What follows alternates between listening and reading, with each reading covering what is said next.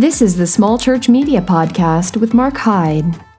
A few weeks ago, we had a conversation where we asked the question of what's more important to your church, a Facebook page or a website? And the answer was, well, both are actually important if you use them well. Because for Facebook, you're able to actually let people see into your church with pictures that are going on, events that are coming up, maybe some fun videos, and it's a really easy place to put your church's live stream.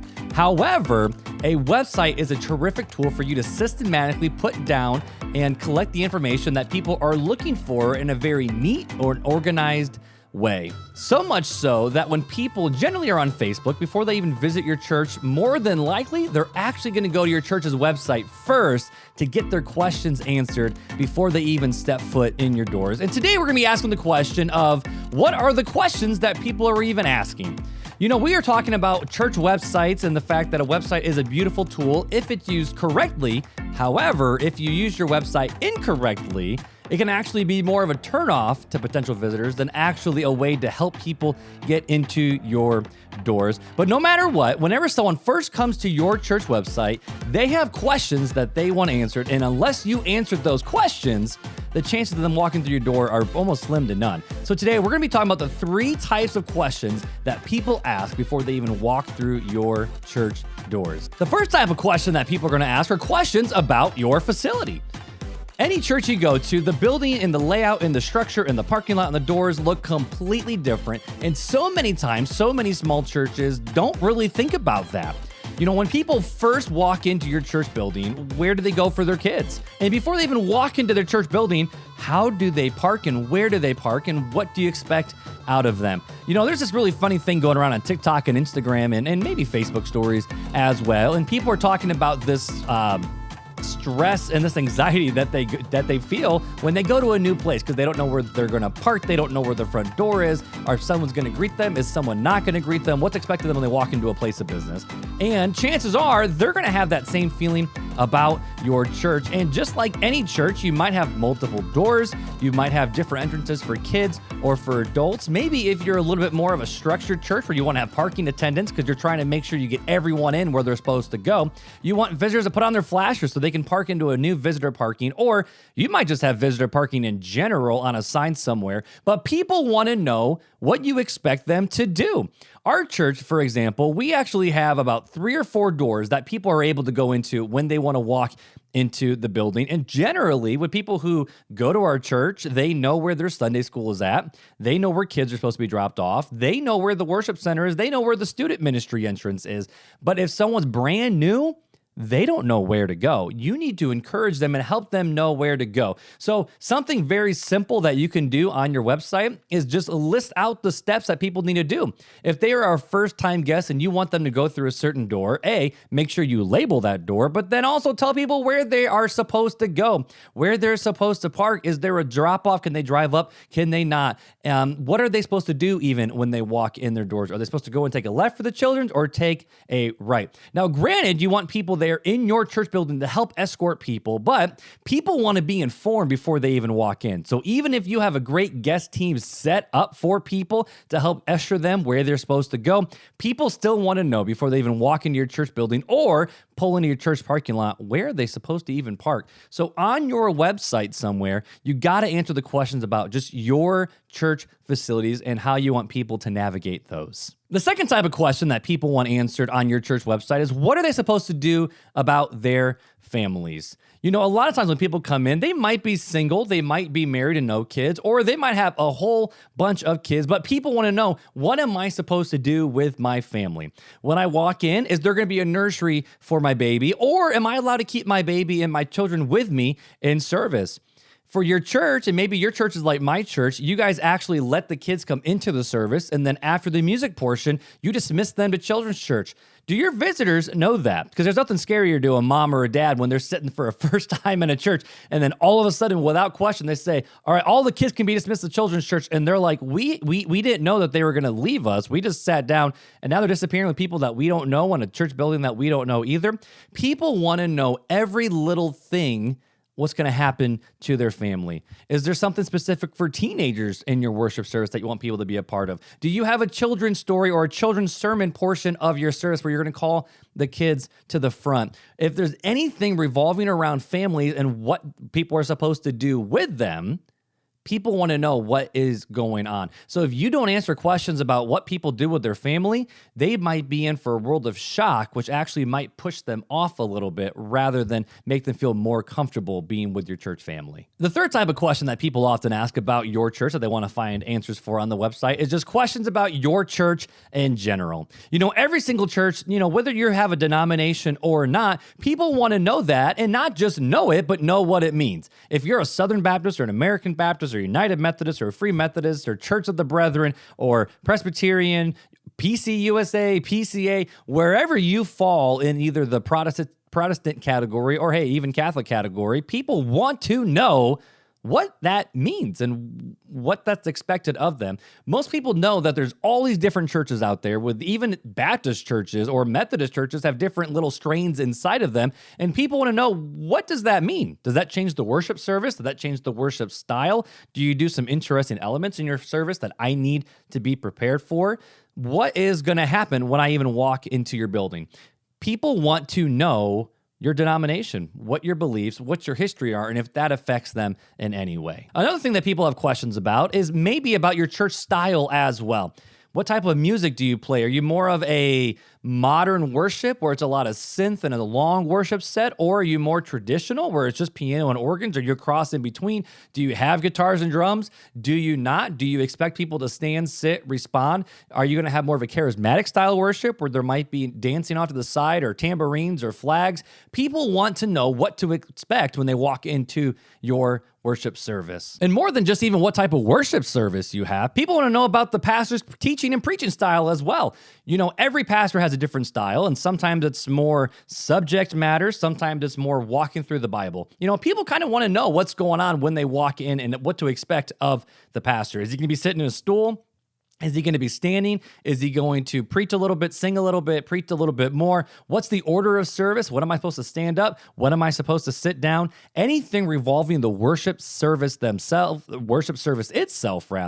people want to know what to do because they don't want to be taken off guard. They don't want to look like an idiot. They want to be comfortable walking into your service. And last, people want to know what's the mission and what's the vision of the church. Where is your church going? What is your church trying to accomplish? Where are you trying to impact your community? What are you trying to do to reach people near your church vicinities, and maybe, hey, even global missions as well? People actually care about a mission more than just walking into a building. If your church has a mission statement, like our churches, for example, is we want to make passionate followers of Jesus Christ, and we do that through impacting the world for Christ one life at a time. People can read that, but they might go, okay, that's cool, but what does that mean? And your church might have something similar as well. Do you have a mission? Do you have a vision? And then not just that, do you explain how that mission and vision actually work? Because if people see that you're not just going to a place, sitting down in a pew, sing a couple songs, hear a good TED Talk, and walk out, but you're actually trying to impact the world around them, that will get people excited. It will answer the questions that they have about what are we doing for our community. And chances are they'll be excited when they read this before they even walk through your doors. Now, here's a question. How do we do this? On a church website, there's so many different places where we can answer people's church's questions, but is there a way where we can do this in a more succinct and orderly fashion and put these answers to these questions in a place where people are actually looking for them? And I actually have 3 solutions that how we can actually use our website to answer these questions that people have. The first way is actually just use pictures. There's that old quote, a picture is worth 1,000 words. And that is so true for churches right now. If people can actually see what the pastor looks like when he's preaching, if people can actually see what musical instruments are on stage, if people can actually see what people in the congregation are wearing, they will be way more comfortable walking into a worship service rather than you just answering basic questions with text. For their kids, when you say, hey, we're going to check in at the children's desk and we're going to take them to the nursery or the toddler classroom, Do you have pictures of those classrooms? Do you have a walkthrough for parents? Well, when parents walk in, do they even know what they're looking at when they walk into the building? When you use pictures in such a way where you're not just using them to fill space, but actually inform visitors about what to expect when they walk into your church, you're not just using pictures in a frivolous way, but you're actually using it to help, and I don't want to use this word lightly, but help sell your church to them that, you know what? You will love it here, and our people will love you too. The second thing you can do, and this is my favorite thing of all time, is to have a I'm new page, or some churches will do a new here page. Every church website needs one specific page where if someone's brand new to the church, brand new to the website, they can go to one specific web page and literally get every question answered that they have. Questions like we've already talked about the facilities, where to park, where to walk in. What about their kids? What about their babies? What about their teenagers? Maybe a young adult. What do you have for adults? What about denominations? Who is your pastor? Maybe even they want to hear a word from your pastor. If your church does not have an I'm new page, I would encourage you to create a I'm new or a new here page where you can answer all of these questions in a really easy and succinct way by using maybe accordions or just a list of questions, because people have questions. And if you can tell people, again, exactly where they're supposed to go on your website, which goes back to how we can create a beautiful website, people are more likely to feel comfortable because it's just one page. They scroll, get all their questions answered, and from there, they can go to the various other parts of your website to figure out what else your church has to offer. The third way, though, is it kind of goes right along with the I'm new page, but I actually think that churches should also have a FAQ page. Now, the FAQ page, frequently asked questions, probably will have the same questions that are on the I'm new page, because if people have questions about the church, they probably are going to go to the I'm new page if they're new. But if you have an FAQ page and people recognize and see that you have an FAQ page, if they have questions, they might go there before the I'm new section. You never know where people are going to go. But if you can give and more so place the content that people are looking for in maybe more place than just one, the chances of converting them from just a website visitor to an actually visiting family absolutely goes up. And even on top of the adding the same questions from the I'm new section to the FAQ, you can even put more questions in the FAQ, such as giving. How does giving work? Maybe how do you choose the songs that you choose for worship? Maybe how you prepare your sermons. People have a lot of questions, and if you can answer more questions for people, they're actually going to get a lot more excited about visiting your church. You know, at the beginning, I actually said there's three ways, and there's kind of a bonus way. And this is the way that a lot of pastors and churches maybe don't think about, but that's actually using the blog platform on your church's website as well. You know, a lot of times when people ask questions about very specific things about your church, an FAQ or a quick dropdown might not fully answer it. This is where a blog comes in real handy too, where you can actually have a whole database of intense question and answers, maybe videos from the pastors, where people can actually click on the blog or writings from the pastor, where the pastor takes, maybe normal questions that people ask and can actually write about them. Or, hey, maybe you can even record a video and audio to go along with that question as well. But the blog feature of your church's website is, in my opinion, one of the most underutilized places that a church uses on their website, because I know it A, takes a lot of time, and B, it takes a lot of effort to get it done. But again, it's just another way that you can answer people's questions, meet them where they are, and help them feel comfortable before even walking through your church door. Today, we looked at the three types of questions that your church website needs to answer. Questions about the facility, questions about family, and questions about the church in general. Pastor, church, I encourage you, go to your church website right now and see if your church is actually answering the questions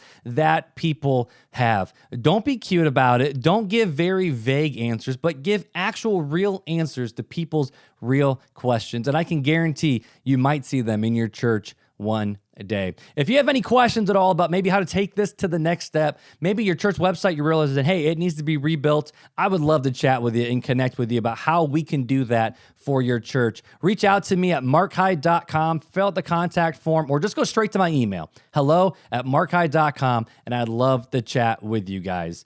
If this is your first time, you've been listening for a while, if you're on YouTube, I'd love for you to subscribe. But if you're listening on Apple Podcasts, I would love it if you can share it and leave an Apple Podcast review. It helps us get into the ears of more listeners. Or hey, here's the deal.